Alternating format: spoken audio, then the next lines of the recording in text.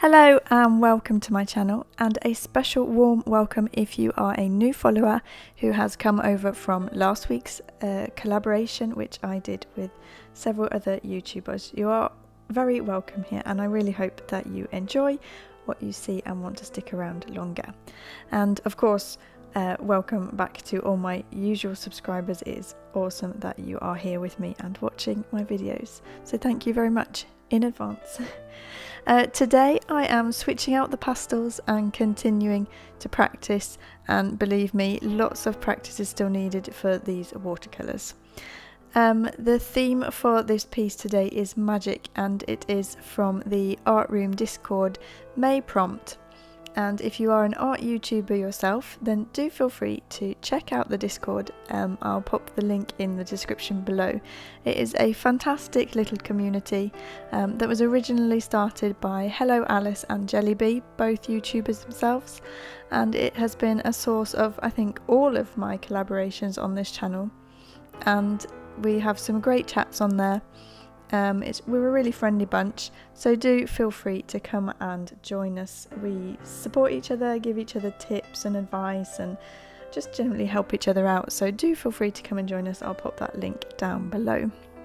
So anyway, back to this piece, and I got some inspiration thinking about spells and dusty old bookshelves filled with all sorts of magical items and special ingredients, and for this piece.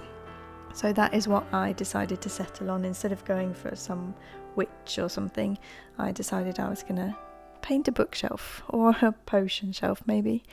So I had lots and lots of fun scouring Pinterest for interesting bottle shapes and objects that I could put on these shelves. Although I probably could have actually been a bit more adventurous in my final sketch. I don't think any of these bottles are really that interesting, I guess, but I like how they turned out anyway. So I started off this piece by sketching everything out onto some Saunders Waterford Hot Press paper, and my watercolour skills are still somewhat under development, is probably the nicest term to use for it. So although I tried to paint the background wet in wet, it still ended up looking rather splotchy. The problem, or it's a problem for me anyway, the problem with hot press paper is that it dries so much faster than cold press paper. So time is of the essence, and I'm still far too slow trying to make nice straight edges and add details. But I chose the hot press paper because it's actually easier to get straighter edges, and it's easier to use coloured pencil on afterwards also. But it still needs lots of practice, and this is where I need to keep working at it. There were some areas where I started getting the hang of doing like flat washes, like down in the bottom left hand corner. So I guess this might get better with time. I just need to keep trying.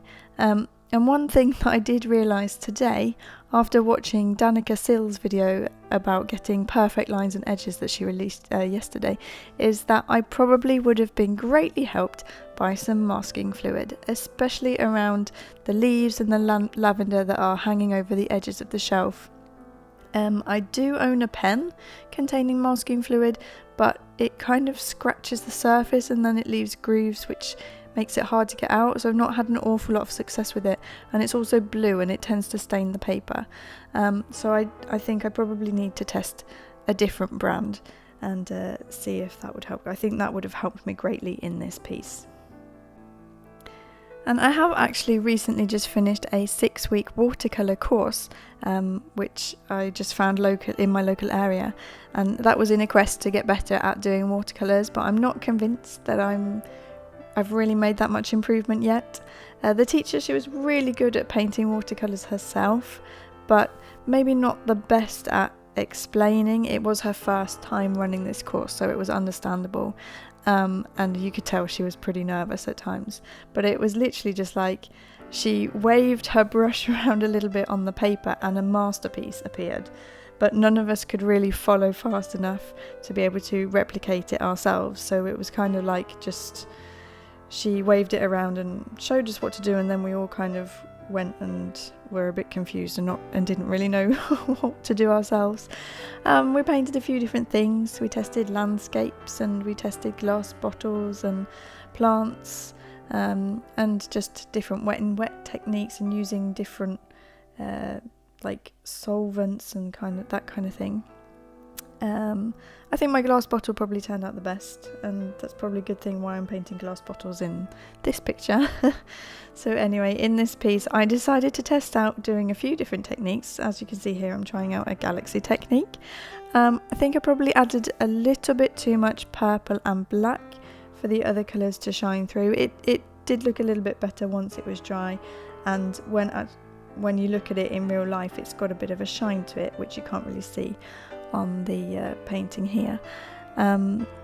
But yeah, that's something that I want to have another go at, and maybe on a bigger area, trying out some galaxies, because they always look fun to do. And I really had fun doing the crystal as well. I'd really love to do more of those, and so I might do a piece which has got some more crystals in it at some point. And I then, once I was finished with everything, I tried to tidy my rough edges with some details in polychromos colouring pencils, and I think it helped a little bit.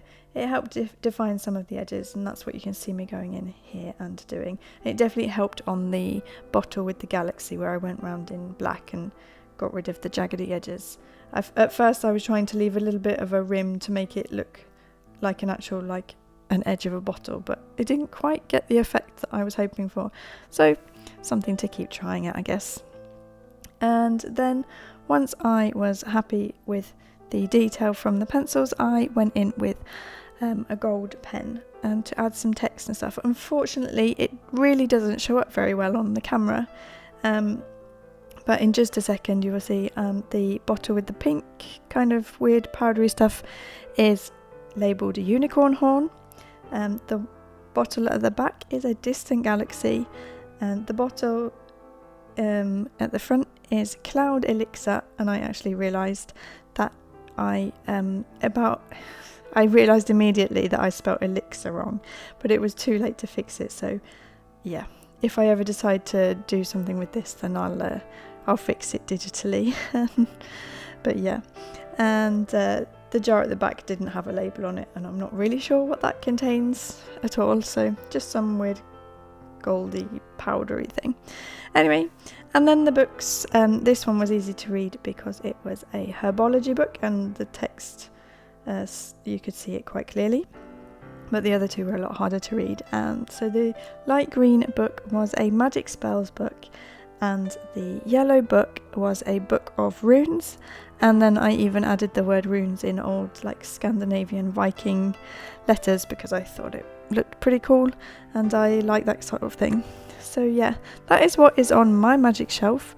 I'm curious to know what ingredients would be on yours, so do let me know. Thank you very much for watching, and I will see you in my next video. Bye!